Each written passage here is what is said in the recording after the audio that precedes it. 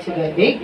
ఇప్పటివరకు పాటల ద్వారా మహిళకి స్తోత్రాలు చెల్లించుకుంటూ వాక్య భాగంలో ప్రవేశిద్దాం. వాక్య భాగంలో ప్రవేశం మొదల దేవుని నామానికి స్తోత్రాలు. పొడి చదువుతున్న మీ అందరికీ నా వందనాలండి. మంచిదండి. చిన్న ప్రార్థన చేసుకొని వాక్య భాగంలో ప్రవేశిద్దాం. ప్రతి ఒక్కరు తలచుకున్నట్లయితే ప్రార్థన.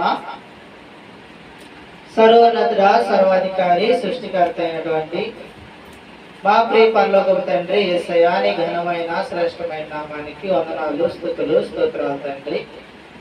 ఇప్పటి వరకు నాయన పాటలో తోడుకున్న దేవా నీకే స్తోత్రాలు తండ్రి. వాక్య భాగంలో ప్రవేశిస్తుండగా కల్పన నీ దాసులను ఆయన కొద్ది నిమిషాలు నిలబెట్టాడు తండ్రి.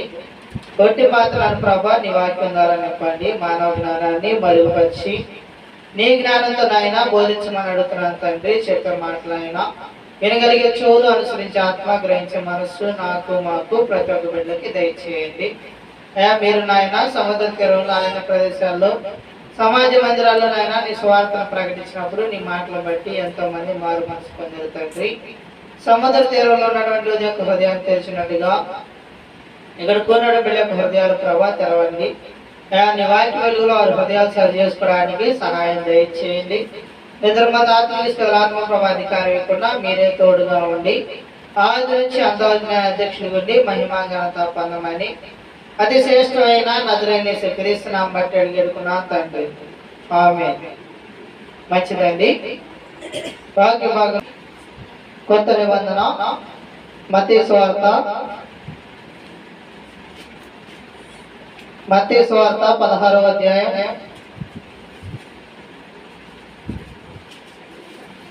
16వ అధ్యాయం 24వ వచనం చదువుకున్నట్లయితే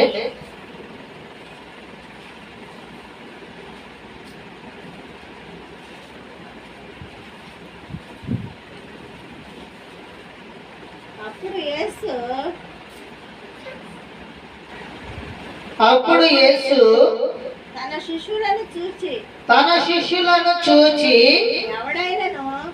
ఎవడైనను నన్ను వెంబడింప కోరిన ఎడల తనను తాను ఉపేక్షించుకొని తన సిలువనెత్తుకొని నన్ను వెంబడింపవలెను. చాలండి.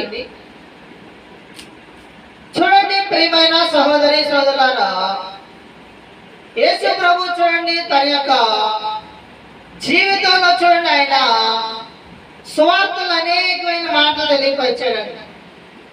అక్కడ ఉన్నటువంటి మనుషులకు కానీ, ప్రజలకు కానీ, అక్కడ ఉన్నటువంటి పరిచయులకు కానీ, శాస్త్రులకు కానీ, అక్కడ ఉన్నటువంటి చూడండి శిష్యులకు కానీ చాలా మందికి చూడండి అనేకమైన మాటలు తెలియపరిచాడు. చూడండి వాటిలో చూడండి ఇక్కడ ఏమని చెబుతున్నాడంటే ఎవడైనాను నన్ను వెంబడింప కోరిన ఎడల. చూడండి దేవుణ్ణి వెంబడించాలంటే మనుషులు అంటే ఏం చేయాలంట? తనను తాను ఉపేక్షించుకొని తన సిలువనెత్తుకొని నన్ను వెంబడించమన్నాడు. అంటే చూడండి మొదటిగా మనుషులంట తనను తాను ఉపేక్షించుకోవాలి. అంటే తనను తాను ఏం చేయాలి? పరీక్షించుకోవాలి. ఎందుకంటే చూడండి మానవుడు దేన్ని వెంబడిస్తున్నాడంటే దేవుడి కంటే ఈ లోకాన్ని ఎక్కువగా వెంబడిస్తున్నాడు. ఈ లోకంలో ఉన్న వాటిని ఎక్కువగా మనుషుడు వెంబడిస్తున్నాడు. కాబట్టి చూడండి దేవుడు ఏమని చెబుతున్నాడంటే మొదటిగా మీరు నన్ను వెంబడించాలంటే తన సిలువనెత్తుకొని తినాలి, వెంబడించాలి. కాబట్టి మనుషుడు ఈ లోకాన్ని విడిచిపెట్టాలి. ఈ లోకంలో ఉన్న వాటిని వెంబడించి దేవుణ్ణి విడిచిపెడతాడు మనుషుడు. ఏంటండి? ఈ లోకంలో వాటిని విడిచిపెడతాడు కాబట్టి, ఈ లోకంలో వాటిని వెంబడించి దేవుడిని విడిచిపెడతాడు కాబట్టి దేవుడు ఏమని తెలియపరుస్తున్నాడంటే మొదటిగా మీరు ఈ లోకంలో వాటిని విడిచిపెట్టాలి. చూడండి మొదటిగా మనుషుడు ధనాన్ని వెంబడిస్తాడు. దేని వెంబడిస్తాడంటే ధనాన్ని వెంబడిస్తాడు. కాబట్టి ధనాన్ని మనుషుడు ఏం చేయాలి? ఏం చేయాలండి? విడిచిపెట్టాలి. ప్రియమైన సహోదరి సహోదరు, ఎందుకంటే ఈ లోకంలో ధనం ఉండే ఏదైనా కానీ ఏదండి కొనగలం, ఏదైనా చేయగలం, ఏదైనా కానీ చెందగలం ప్రియమైన సహోదరి సోదరుల. కాబట్టి చూడండి, మనుషుడంట ఈ లోకంలో ధనం సంపాదించడానికి తన సమయాన్ని, తనకున్న జీవిత కాలాన్ని, తన కుటుంబాన్ని, సమస్తాన్ని విడిచిపెట్టి కూడా మనుష్యుడు ధనం కోసం ప్రయాసపడుతున్నాడు. దానికోసం చూడండి, ఎంతో సమయాన్ని వృధాపరచుకొని ఆ ధనం సంపాదించే దానిలోనే తన జీవితాన్ని కూడా ఏం చేస్తున్నాడు, కోల్పోతున్నాడు ప్రియమైన సహోదరి సోదరుల. ఎందుకంటే ధనం అనేది మనిషిని ఏం చేస్తుంది, అనేకమైన మార్గాల వైపు నడిపించుతాయి. ఎలాగంటే చూడండి, దేవుని యొక్క మాటను కూడా ధిక్కరించేలాగా ఈ ధనం అనేది మనిషిని తయారు చేసింది ప్రియమైన సహోదరి సోదరుల. చూడండి, ఒక చోట ఒక రాజు ఉన్నాడండి. ఆయన మోయాబు దేశానికి రాజు ప్రియమైన సహోదరి సోదరుల. అయితే మోయాబు దేశానికి రాజు అయినటువంటి వ్యక్తి చూడండి, అక్కడ ఉన్నటువంటి ఇశ్రాయేలు మీదకి యుద్ధానికి పోతున్నాడు. ఆయన ఇశ్రాయేలు మీదకి చూడండి యుద్ధానికి పోతున్నటువంటి సమయంలో ఈ ఇశ్రాయేలు చూడండి చంపడానికి ఏం చేయాలి, వీరు చూస్తానికి అధికంగా ఉన్నారు. ఇశ్రాయేలు చూడండి అభివృద్ధి పరచబడ్డారు. ఐగుప్తు నుంచి చూడండి ఎంతో మందిని, ఎన్నో రాజ్యాల్ని జయించారు. అలాంటి వ్యక్తుల్ని మనం చంపగలమా అని ఆలోచించినటువంటి సమయంలో అక్కడ ఉన్నటువంటి ఆ మోయాబు రాజు కంట చూడండి బిలాము అనేటువంటి ఒక ప్రవక్త గుర్తొచ్చాడంట. ఎందుకంటే ఈ బిలాము అనేటువంటి ప్రవక్తకి ఒక ప్రత్యేకమైన విధానం ఉందండి. ఏమిటంటే అతను ఎవరిని శపిస్తే అతను శపించబడతాడు, ఎవరిని దీవిస్తే ఆ వ్యక్తి దీవించబడతాడు. కాబట్టి ఈ మోయాబు దేశానికి రాజైనటువంటి బాలాకు చూడండి ఈ బిలాముని పిలిపించడానికి అక్కడ ఉన్నటువంటి కొంతమంది అధికారుల్ని, కొంతమంది జ్ఞానుల్ని, కొంత ధనాన్ని చూడండి ఈ బిలాము యొద్దకు పంపించాడు. పంపించి ఆ రాజు చెప్పిన మాట ఏంటంటే, అయ్యా ఇది ఇలా నేను ఒక రాజు పిలుస్తున్నాడు, పలానా ఐగుప్తు నుంచి వచ్చినటువంటి జనం వల్ల మేము ఇదిగో మా రాజ్యాన్ని కోల్పోతామని భయంతో ఉన్నాము. ఇదిగో నువ్వు అంటే ఇది ఇలా ప్రత్యేకమైన విధానం కలిగిన వ్యక్తి అంట, నువ్వు ఏ వ్యక్తినైతే దీవిస్తావో ఆ వ్యక్తి దీవించబడతాడంట, ఏ వ్యక్తినైతే శపిస్తావో ఆ వ్యక్తి శపించబడతాడంట. కాబట్టి ఇదిగో ఈ దినం ఇదిగో మా కోసం, మా రాజు కోసం, ఇదిగో మీరు ఇదిగో మా కొరకయ్యా, ఇదిగో మా దగ్గరికి వచ్చి ఇదిగో మా జనాన్ని రక్షించయ్యా అని ఆ మోయాబు రాజు యొక్క సైన్యం, అధిపతులు మొత్తం కలిసి చూడండి ఈ బిలామును చూడండి ఎంతో ప్రాధాన్యపడుతున్నారు. అయితే ఈయన అన్నాడు, అయ్యా సరే ఇదిగో నేను మీ దగ్గరికి వస్తాను, రావాలంటే ఇదిగో ముందు మీరు ఇక్కడ బస చేయండి, ఈ రాత్రి ఇదిగో నేను యెహోవాని అడుగుతాను, ఆయన ఏం చెబితే అది నేను చేస్తానయ్యా అని చెప్పి చూడండి ఆ రాత్రి కాల సమయంలో అయ్యా ఇదిగో ఇలా కొంతమంది జనం వచ్చారయ్యా, వారు ఇదిగో నన్ను ఇదిగో ఇలా రమ్మన్నారు, పలానా ఇదిగో ప్రజలు ఇదిగో శపించాలంట అని అడుగుతున్నారా అని చెప్పి అక్కడ చూడండి దేవుడితో ఈయన ప్రార్థన చేస్తున్నాడు.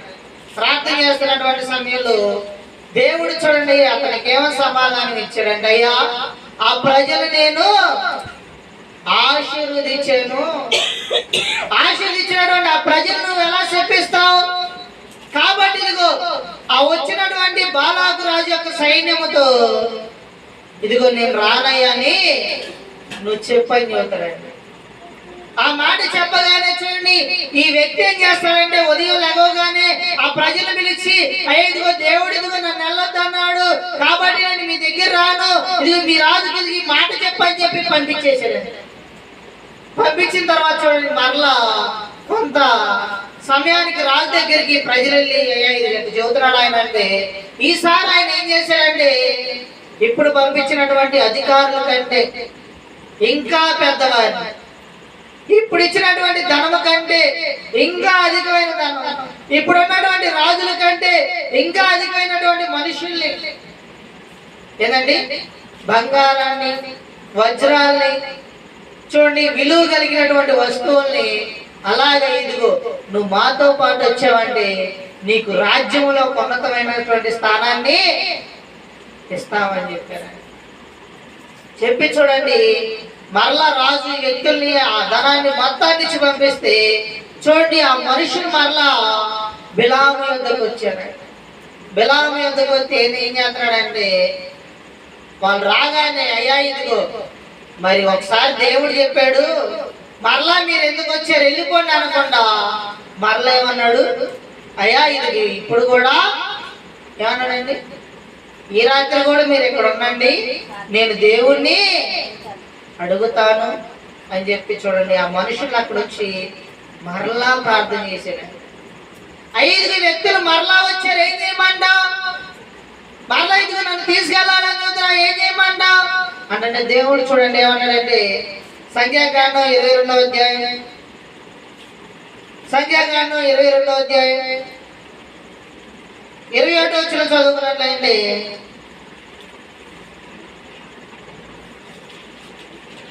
క్షమించండి 20వ వచనం చదువుకున్నట్లయితే, సంఖ్యాకాండం 22వ అధ్యాయం 20వ వచనం చదువుకున్నట్లయితే, ఆ రాత్రి దేవుడు బిలాము వద్దకు వచ్చి ఆ మనుషులు నిన్ను పిలవచ్చిన ఎడల నీవు లేచి వాడితో వెళ్ళము, అయితే నేను నీతో చెప్పిన మాట చొప్పుని నీవు చేయవలనని అతనికి సెలవిచ్చాను. ఉదయమున బిలాము లేచి తన గాడిదకు గంత కట్టి మోయాబు అధికారులతో కూడా వెళ్ళెను. చూడండి ఏం జరిగిందండి, దేవుడు ఒకసారి నువ్వు పోవద్దని చెప్తే ఇతను దేవుణ్ణి శోధించాడండి. దేనికోసం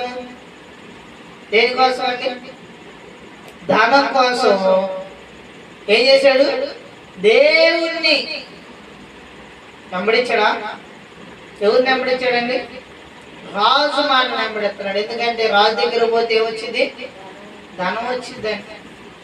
చాలా మంచివాడండి, దేవుడి ఆత్మ కలిగిన వ్యక్తి అండి. ఇతను ఎవరిని శపిస్తే అతను శపించబడతాడు, ఎవరిని దీవిస్తే అతను దీవించబడతాడు. అలాంటి శక్తి పొందినా కానీ చూడు ఆ శక్తిని విడిచిపెట్టి దేని కొరకు వెంబడిస్తున్నాడు. దేని వెంబడిస్తున్నాడండి, అక్కడ ఉన్నటువంటి ధనాన్ని చూసి, అక్కడ ఉన్న బంగారాన్ని చూసి, అక్కడ ఉన్న ఐశ్వర్యాన్ని చూసి, అక్కడ ఉన్నటువంటి విలువైన వస్తువులు చూసి వాటిని వెంబడిస్తున్నాడు. వెంబడించి చూడండి దేవుడి మాటను ఏం చేశాడు, విడిచిపెట్టాడండి. ఒక దినానంట ఒక ధనవంతుడు వచ్చి అడుగుతున్నాడంట, అయ్యా ఇదిగో సద్బోధకుడా, ఇదిగో నేను దేవుడి రాజ్యానికి వెళ్ళాలంటే ఏం చేయాలి అన్నప్పుడు దేవుడు అన్నాడు, అయ్యా ఇదిగో నువ్వు ధర్మశాస్త్రం ప్రకారం జీవిస్తే దేవుడి రాజ్యానికి వెళ్తావా అంటే, అయ్యా ఇదిగో నేను ఉపాసం ఉన్నాను, ప్రార్థన చేస్తున్నాను, ఎవరికి ఏ హాని చేయట్లేదు, ఇదిగో ఎన్నో విధాలుగా జీవిస్తున్నాను, ఆజ్ఞ ప్రకారం నడుస్తున్నాను, బాల్యం నుంచి అన్ని చేస్తున్నానయ్యా, మరి ఇదిగో నేను దేవుడి రాజ్యానికి వెళ్తానా అంటే దేవుడు ఏం చెబుతున్నాడండి, అయ్యా నీకు ఒకటి కొదువుగా ఉందయ్యా. ఏందది కొదువు అంటే, నీ ధనవాన్ని పేదలకిచ్చి నువ్వు నన్ను వెంబడించంటే ఆ ధనవంతుడు ఏం చేశాడండి, ఏం చేశాడు, ఆ ధనవంతుడు ఏం చేశాడండి, మోకం చిన్న పుచ్చుకొని దేవుణ్ణి వ్యతిరేకించుకొని నా ధనం మొత్తం ఇయ్యాలా, నేను కష్టపడి సంపాదించుకున్నాను దాన్ని ఇయ్యాలా. చూడండి ధనము కంటే విలువైంది ఏదండి, దేవుని రాజ్యం ధనం కంటే విలువైంది. కానీ చూడండి మనుషుని ధనం కొరకు ఎంతో ప్రయాసపడి అనేకమైన పాపములు చేసి దేవుని యొక్క రాజ్యం రాజ్యానికి దేవుని యొక్క విధానానికి ఏమవుతున్నారండి? దూరం అవుతున్నారు ప్రియమైన సహోదరి సోదరులారా. కాబట్టి నువ్వు దేన్ని వెంబడించాలి? ధనాన్ని వెంబడించాలా? చూడండి, కొంతమంది ధనాన్ని కాదు కానీ స్త్రీలను వెంబడిస్తారు. దేన్ని వెంబడిస్తారు? స్త్రీని వెంబడించి చూడండి దేవుణ్ణి విడిచిపెడతారు. చూడండి, ఒక భక్తి కలిగినటువంటి రాజు ఉన్నాడండి. ఎవరండి? దావీదు యొక్క కుమారుడు సొలొమోను రాజు. ప్రియమైన సహోదరి, ఈ రాజు యొక్క జీవితం ఎలాగుందంటే ఈ భూలోకంలో చూడండి అతని కంటే జ్ఞానం కలిగిన వాడు ఎవరు ఉన్నాడండి? చూడండి, మొట్టమొదటిగా దేవుని యొక్క మందిరాన్ని ఏదండి దావీదు వల్ల కూడా కాలేదండి. దావీదు యొక్క కుమారుడైన సొలొమోను చేత దేవుడు తన యొక్క మందిరాన్ని కట్టించాడు. చూడండి, ఇదిగో ఆ రాజుకి ధనం ఉంది, ఇదిగో బంగారం ఉంది, ఇదిగో ఎంతో విలువ కలిగినటువంటి వజ్రాలు ఉంది, సైన్యం ఉంది, రాజ్యాలు ఉంది, ఎన్నో దేశాలు ఉంది, ఎంతో జ్ఞానం ఉంది. కానీ అతను దేన్ని వెంబడించాడు? దేన్ని వెంబడించాడండి? జ్ఞానం కలిగిన వారు దేన్ని వెంబడిస్తారు? చూడండి, జ్ఞానం కలిగిన వారు దేన్ని వెంబడిస్తారు? తనకి ఏది ఉపయోగం ఉండిద్దో, తను చనిపోయిన తర్వాత దేవుడి రాజ్యానికి వెళ్తాను లేదని దేవుడిని వెంబడిస్తారా? చూడండి, ధనవంతుడు ఎవరిని వెంబడిస్తారు? ఈ రాజు ఎవరిని వెంబడిస్తున్నాడంటే స్త్రీలను వెంబడించాడండి. ఏ స్త్రీలని? ఏ స్త్రీలండి? అన్ని స్త్రీలను. ప్రియమైన సహోదరి చూడండి, మొదటి రాజు గ్రంథం 11వ అధ్యాయం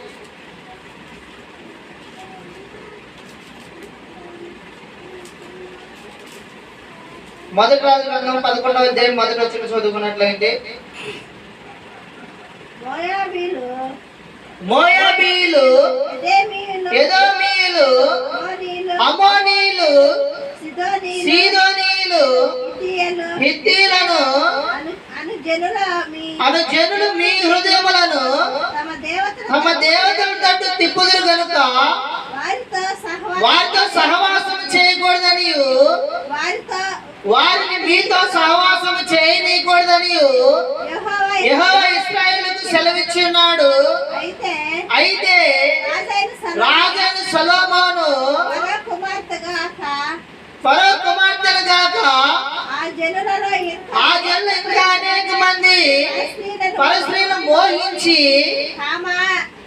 కామాతురత గలవాడై వాటిని ఉంచుకొనుచూ వచ్చెను. అతనికి 700 మంది రాజకుమార్తెలైన భార్యలు, 300 మంది ఉపపత్నులు కలిగిండిరి. అతని భార్యలు తన హృదయములను త్రిప్పివేసి సొలొమోను వృద్ధుడైనప్పుడు అతని భార్యలు అతని హృదయమును ఇతర దేవతల తట్టు తిప్పగా అతని తండ్రి అయిన దావీదు హృదయము వలె అతని హృదయము దేవుడైన యెహోవా యథార్థము కాక పోయెను. చూడండి, ఏం జరిగిందండి? స్పష్టంగా దేవుడు చెప్పాడయ్యా, మీరు సీదోనీయుల యొక్క మనుషులతో గాని, మోయాబీల యొక్క జనంతో గాని, ఎదోమీయుల యొక్క జనముతో గాని, అమోనీయుల యొక్క జనముతో గాని నువ్వు సహవాసం చేయొద్దయ్యా. వారు అన్ని దేవతలను ఆరాధిస్తారయ్యా. అలాంటిది వారితో పాటు నువ్వు కూడా జీవిస్తే ఇశ్రాయేల్ అందరూ కూడా అదే పాపం చేస్తారయ్యా. కాబట్టి మీరు వారితో పాటు జీవించొద్దని చెప్తే, చూడండి, ఈ సొలొమోను రాజంట ఎవరిని వివాహం చేసుకున్నాడండి? ఐగుప్తు రాజైన ఎవరండి? ఐగుప్తు రాజైనటువంటి ఫరో యొక్క కుమార్తెని వివాహం చేసుకున్నాడండి. అసలు చూడండి, ఇశ్రాయేల్ని శ్రమ పెట్టింది ఎవరండి? ఐగుప్తీయులండి. బానిసం చేసింది ఐగుప్తీయులు, వెట్టి చాకిరీ చేపించింది ఐగుప్తీయులు, విగ్రహారాధన చేపించింది ఐగుప్తీయులండి. అలాంటి ఐగుప్తీయులకు కుమార్తెని సొలొమోను రాజు చేసుకున్నాడండి. వాళ్ళనే కాకుండా ఇంకా అనేకమైన పరాయి స్త్రీల్ని వివాహం చేసుకున్నాడంట. 700 మంది భార్యలు, 300 మంది ఉపపత్నులు అంట. వీళ్ళందరూ అనేకమైన దేశాలలో ఉన్నటువంటి మనుషులు. వీరిని వివాహం చేసుకోవడం వల్ల చూడండి, ఆ భార్యలు చూడండి వృద్ధాప్య వయసులో అంట ఈ సొలొమోను యొక్క హృదయాన్ని ఏం చేశారంట? ఇతర దేవతల వైపు తిప్పేశాడు. ఈయన ఎవరిని వెంబడించాడు? సొలొమోను చూడండి, దేవుణ్ణి వెంబడించినంత కాలం ఆయన చూడండి ఈ సొలొమోనుకు తోడుగా ఉన్నాడు. ఎన్నో శ్రమలు వచ్చినా, ఎన్నో బాధలు వచ్చినా, ఎన్నో యుద్ధాలు జరిగినా, ఎన్నో శోధనలు వచ్చినా, ఎన్నో కఠినమైనటువంటి సమస్యలు తన ఎదుకు వచ్చినా, ప్రతి దానికి చూడండి అతను న్యాయం తీర్చడానికి తగిన జ్ఞానాన్ని సొలొమోనుకి దేవుడు ఇచ్చాడు. ప్రియమైన సహోదరి సోదరులారా, అలాంటిది ఏం జరిగిందండి? అక్కడ సొలొమోను చూడండి ఎవరి వైపు వెళ్ళాడండి? ఇతర దేవతల వైపు ఆరాధించడానికి చూడండి ఆ స్త్రీలను బట్టి వెళ్ళిపోయాడండి. పాపం వైపు, వ్యభిచారం వైపు చూడండి, ఇదిగో కామాత్రత వైపు చూడండి, పాపం జీవించాడు. ప్రియమైన సహోదరి సోదరులారా, దేవుడి వెంబడించాల్సిన వ్యక్తి చూడండి, ఇశ్రాయేలు రాజు లాంటి వ్యక్తి చూడండి ఏమైపోయాడంటే ఆ దేవుడిని ధిక్కరించాడు. ఏమైపోయాడు? అన్ని ఆచారాలు చేశాడండి. దేవుని యొక్క బలిపీఠాలను విడిచిపెట్టి చూడండి బయలు దేవతలకు బలిపీఠాలను కట్టాడండి. బయలుకి దేవతా స్తంభాన్ని నిలిపాడు. అనేకమైనటువంటి ఆచారాలు చేశాడండి. దేవునికి విరోధంగా నడిచాడు. ప్రియమైన సహోదరి సోదరులారా, ఎందును బట్టి? స్త్రీని బట్టి నడిచాడు. స్త్రీలను బట్టి ఆపను జీవించాడు. కాబట్టి చూడండి, ధనం బట్టి కానీ స్త్రీలను బట్టి కానీ నువ్వు వాటిని ఏం చేయకూడదన్నా వెంబడించకూడదు. ప్రియమైన సహోదరి సోదరులారా, చూడండి మూడవదిగా చాలా మంది చూడండి ఆహారాన్ని బట్టి దేని వెంబడిస్తారండి? ఆహారాన్ని బట్టి వెంబడించే వాళ్ళు ఉన్నారండి. చూడండి కొంతమంది ప్రార్థనకు కూడా రారు, కానీ చూడండి అక్కడ ప్రార్థన భోజనం జరుగుతుందంటే ఆ భోజనం కోసం వస్తారండి, పలహారం కోసం వస్తారు. చూడండి కొంతమంది చూడండి లోకంలో ఆహారం కోసం జీవిస్తారండి. లేదండి, యేసు ప్రభు అంట అనేకమైనటువంటి మాటలు తండ్రి నిమిత్తం చూడండి అనేకమైనటువంటి సాక్ష్యాలు తెలియపరుస్తూ, అనేకమైన మరమైన మాటలు తెలియపరుస్తూ చూడండి సువార్త ప్రకటిస్తుంటే మీరంతా చూడండి సువార్త ఉండడానికి రాలేదు, కానీ దేని కొరకు వచ్చారంట? దేని కొరకు వచ్చారండి? చూడండి యోహాను సువార్త 6వ అధ్యాయం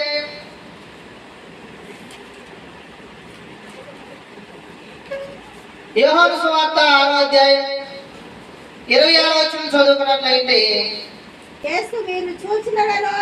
మీరు సూచనలు చూచడం వల్ల కాదు కానీ రొట్టెలు భుజించి తృప్తి పొందడం వల్ల నన్ను వెతుకుచున్నారని మీతో నిశ్చయముగా చెప్పుచున్నాను. చాలా మంది చూడండి వాక్యం వినడానికి రాను, ఆహారం బాగుండిద్దను, లేదంటే ఏదైనా బాగుండిద్దను చూడండి తినడానికను వీటి కోసం వెంబడిస్తున్నారంటే, కానీ దేవుని చూడండి ఆయన చేసే సూచక్రియలు కానీ చూడండి అక్కడ జరిగేటువంటి దేవుని యొక్క వాక్య నిమిత్తం చాలా మంది దేవుని వాక్యానికి చూడండి వారి చిరునంగరండి.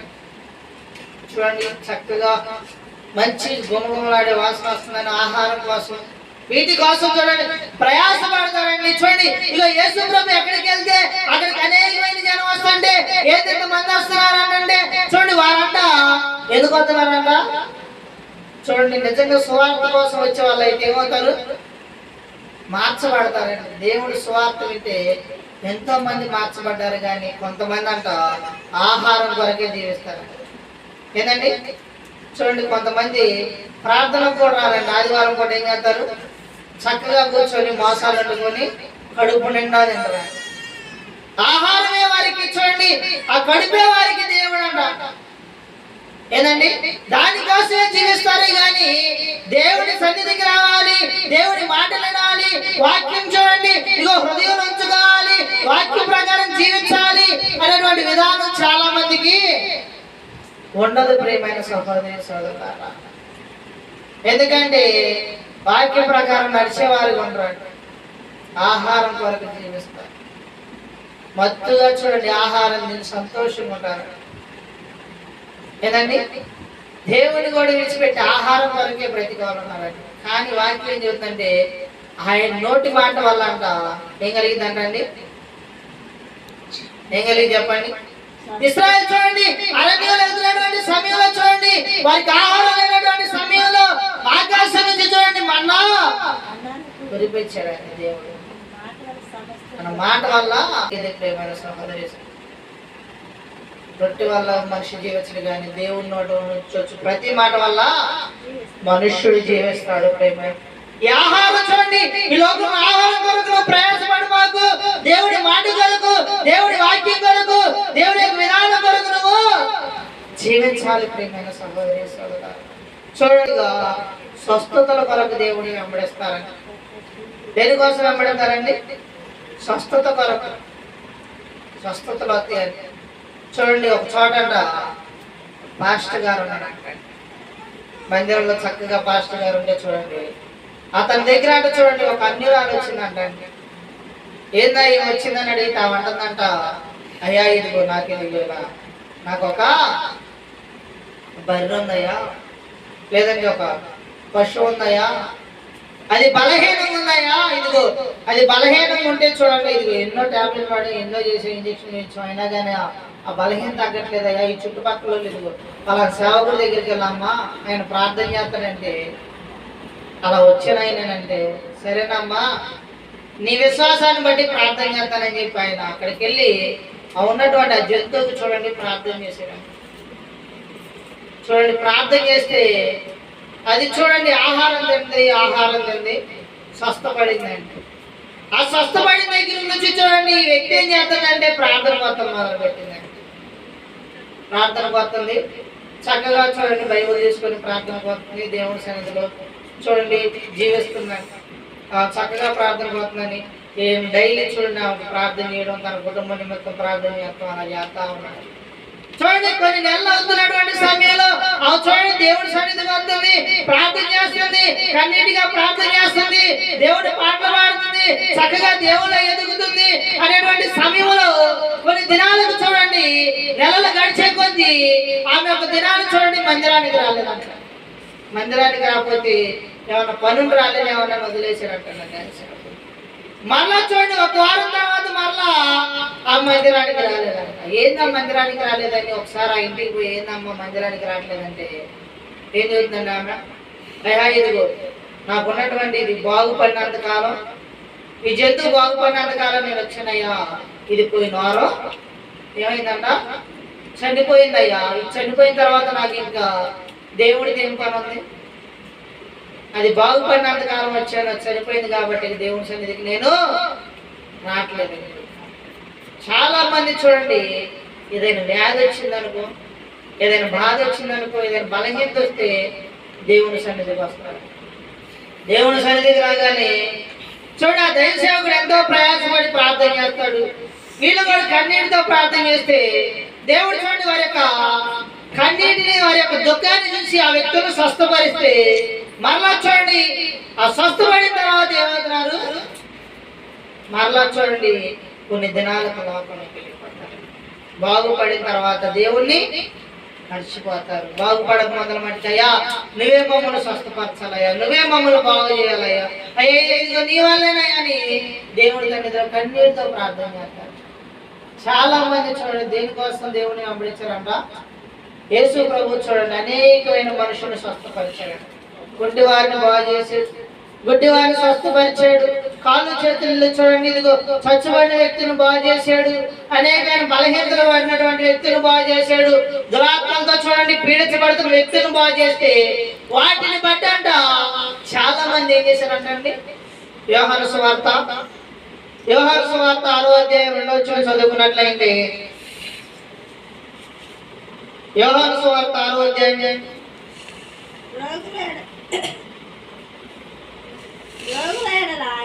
రోగుల ఆయన చేసిన సూచక్రియలు చూసి బహుజనులు ఆయన్ను వెంబడించింది. దేవుని దేనికోసం వెంబడుతున్నారండి? స్వస్థతల కోసం వెంబడతారండి. కొంతమంది ఆహారం కోసం, కొంతమంది స్వస్థతల కోసం, కొంతమంది ధనాన్ని వెంబడించే వాళ్ళు ఉన్నారు, కొంతమంది స్త్రీలను వెంబడించే వాళ్ళు ఉన్నారు. చూడదుగా దేవుని నువ్వు ఎలా వెంబడించాలి? ఈ ధనము కోసమా? చూడదుగో నీ స్వస్థత కోసమా? లేదంటే చూడండి ఆహారం కోసమా? లేదంటే చూడండి ఇగో నీ యొక్క పాపం కోసం దేవుడిని వెంబడిస్తున్నావా? దేవుణ్ణి ఎందుకు వెంబడించాలి? అలా వెంబడించాలని దేవుణ్ణి వీటన్నిటిని విడిచిపెట్టి వెంబడించాలంట. ఒక దినానంట యేసు ప్రభు అంట చూడండి, ఒక శిష్యుడి వద్దకు వెళ్ళాడు.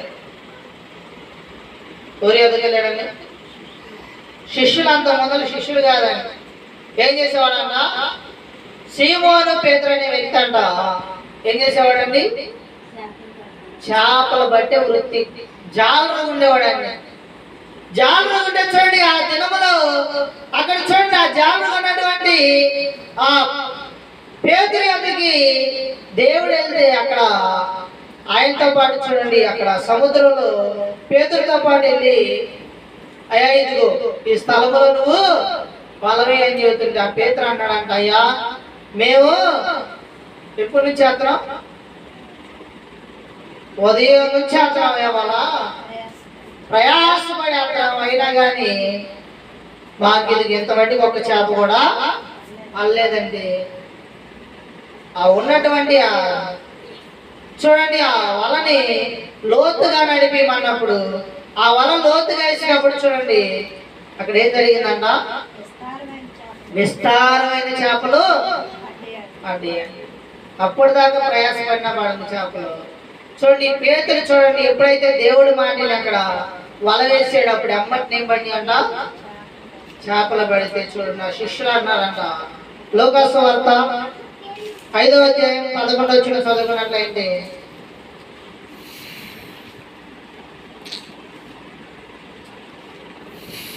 లోకాసు వార్త 5వ అధ్యాయం 11వ వచనం చదువుకున్నట్లయితే,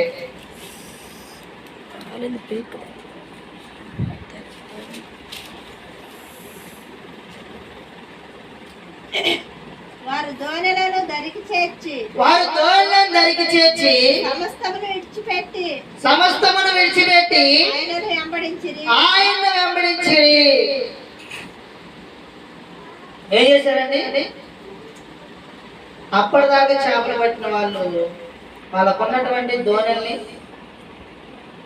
లేదండి వారికున్న పడవల్ని సమస్తాన్ని విడిచిపెట్టి ఎవరిని వెంబడించారంట? దేవుని వెంబడించారండి. యేసు ప్రభువుని వెంబడించారు. వారికి ఉన్నటువంటి చూడండి లాభకరమైన సమస్తాన్ని విడిచిపెట్టారు. ఈ అక్రమంగా ఉండే జీవితాన్ని విడిచిపెట్టారు. వారిలో పాపాన్ని విడిచిపెట్టారు. వారిలో కోపాలను విడిచిపెట్టారు. వారిలో సమస్త చెడుని విడిచిపెట్టి ఎవరిని వెంబడించారు? దేవుణ్ణి వెంబడించారు. ప్రియమైన సహోదరి సోదరులారా, మనం దేన్ని వెంబడిస్తున్నాం?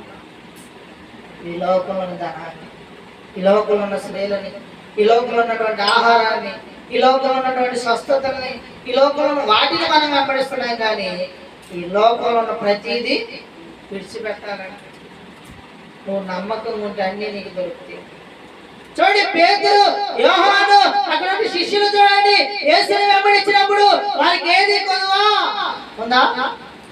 ఏది కొదువు లేదు. ప్రియమైన సహోదరి సోదరులారా, సమస్తాన్ని విడిచిపెట్టి దేవుణ్ణి వెంబడించారు. నువ్వు ధనాన్ని వెంబడిస్తున్నావా? లేదంటే చూడండి పాపాన్ని వెంబడిస్తున్నావా? ఆహారాన్ని వెంబడి, స్వస్థతను వెంబడిస్తున్నావు, ఈ లోకాన్ని వెంబడిస్తున్నావు, ఈ లోకంలో నేత్రాశని జీవవిడంబాన్ని వెంబడిస్తున్నావు. ఎప్పటికైనా వాటిని విడిచిపెట్టి దేవుణ్ణి వెంబడించు. అప్పుడు నీకేం కలిగిందండి? చూడండి కొంతమంది అయితే వారి కొన్ని ఉద్యోగాలను విడిచిపెట్టారు. కొంతమంది చూడండి తండ్రి చనిపోతే చూడండి ఆ వ్యక్తులను కూడా విడిచిపెట్టి వెళ్ళిపోయారు. తల్లిదండ్రులు విడిచిపెట్టి వెళ్ళిపోయారు. చూడండి చాలా మంది చూడండి ధనాన్ని విడిచిపెట్టి వెళ్ళిపోయారు. లేదండి పేతురు, అయ్యా ఇదిగో సమస్తాన్ని విడిచిపెట్టాడండి. పౌలు చూడండి తనకున్నటువంటి లాభకరమైన ప్రతిదీ విడిచిపెట్టి ప్రతి దాన్ని నష్టపరుచుకొని వెళ్ళాడంట. అక్కడికి దేవుణ్ణి వెంబడించడానికి. నువ్వు ఎలా ఉన్నావు? దేన్ని వెంబడిస్తున్నావు? చూడండి దేవుని వెంబడిస్తే మనిషికి ఏం దొరికింది? కొంతమంది అనుకుంటారు దేవుని వెంబడిస్తే మనకేమొచ్చింది? ఏమొచ్చిందండి? చూడండి పేతురు దేవుని వెంబడిస్తే ఆయనకి ఏమొచ్చిందంట? మత్తయి సువార్త 19వ అధ్యాయం, మత్తయి సువార్త 19వ అధ్యాయం 27వ వచనం చదువుకున్నట్లయితే,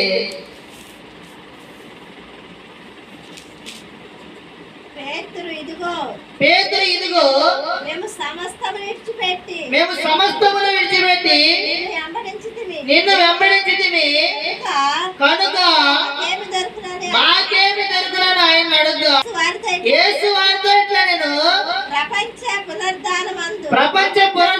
దినమందు మనిషి కుమారుడు మనుష్య కుమారుడు తన మహిమ గల సింహాసనం మీద ఆసీనుడైనప్పుడు నన్ను వెంబడించిన మీరును 12 సింహాసనముల మీద ఆసీనులై ఇశ్రాయేలు 12 గోత్రముల వారికి తీర్పు తీర్చుదురు.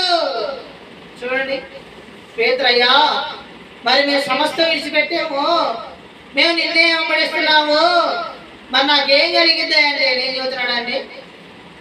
అయ్యా ఇదిగో పునరుద్ధానమందు మీరు నాతో పాటు కూడా ఎక్కడ ఉంటారంట? దేవుడు రాజ్యంలో ఉంటారు. అక్కడున్న 12 గోత్రాలకు మీరు ఏం చేస్తారంటండి? తీర్పు తీరుస్తారని చెప్తారు. చూడండి, మరి మనం వెంబడిస్తున్నాం దేవుడిని, ఈ లోకాన్ని వెంబడిస్తున్నావా? కదండి. కాబట్టి మనం దేన్ని వెంబడించాలి? లోకాన్ని విడిచిపెట్టి దేవుణ్ణి వెంబడించాలి. ఎప్పుడైతే ఆయన వెంబడిస్తామో దాన్ని బట్టి చూడండి మనం ఏమవుతాం?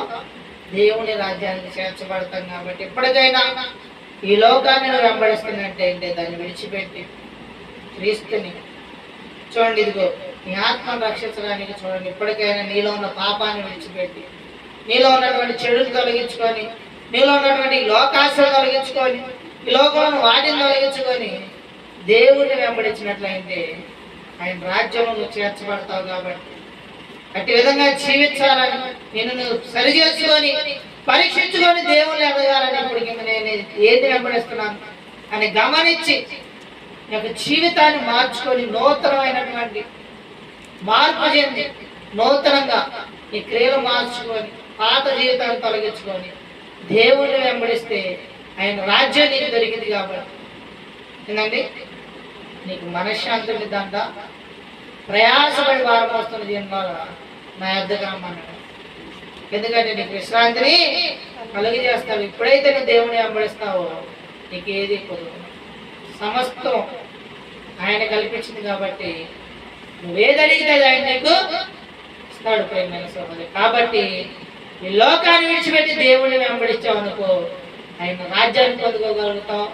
ఆయన సింహాసనం మీద ఉన్నప్పుడు ఆయన రాజ్యంలో నీకు కొంత చోటు దొరికింది. కాబట్టి అటు విధంగా జీవించాలని మనసారా కోరుకుంటూ ఈ చిన్ని మాటలు దేవుడు తన వెనుకల్లో జ్ఞాపకం చేసుకుంటున్నాడు. ప్రతి ఒక్కరికి వందనాలండి.